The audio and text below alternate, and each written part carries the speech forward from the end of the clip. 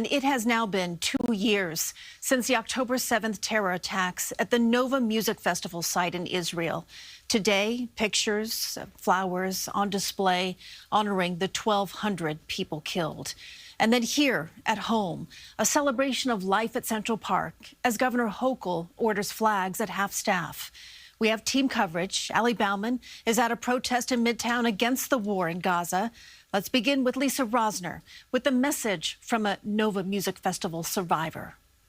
Nearly 1,000 people came out to participate in what's being called a circle of unity. Every person received a prayer and a picture of someone who died on October 7th.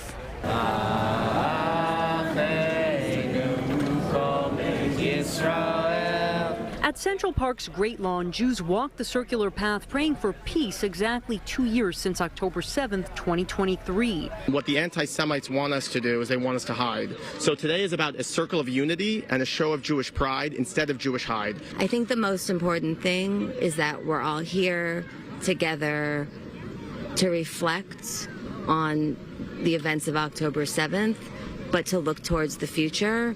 And it's optimistic to me that we can all show up, be present and peaceful. On this Sukkot holiday, where public mourning is prohibited, this Circle of Unity's purpose is to transform that pain into pride. Great Neck resident Natalie Senandaji survived the Nova Music Festival.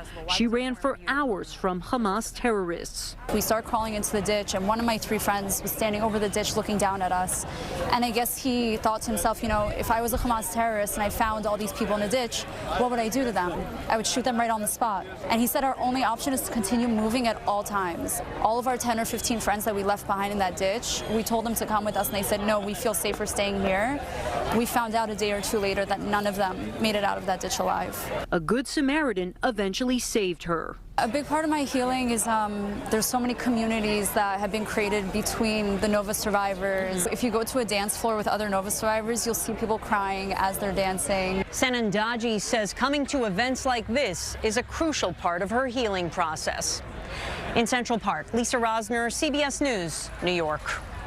A few special visitors to the Oval Office on this day of remembrance. Freed New Jersey hostage Edon Alexander stood by President Trump this afternoon. Alexander was held by Hamas for 584 days and released in May. Also, the family of Omer Nutra was there. The Long Island native, who was an IDF soldier, was killed by Hamas. And right now, Palestinian flags are waving in Midtown as demonstrators call for an end to the war. And that is where we find Ali Bauman.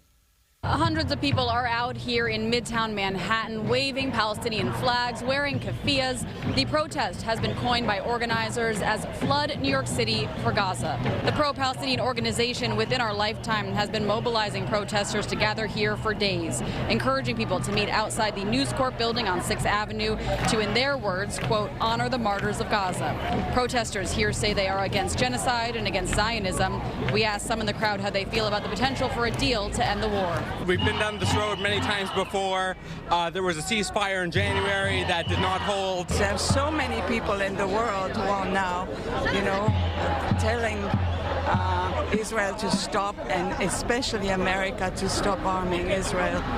And it's still going on. And at this point, there is a large NYPD presence out here, but at this hour, we have not seen any arrests, and the avenues remain open. From Midtown Manhattan, Ali Bauman, CBS News, New York. And look for much more on the Israel-Hamas war ahead on the CBS Evening News. That's at 6:30.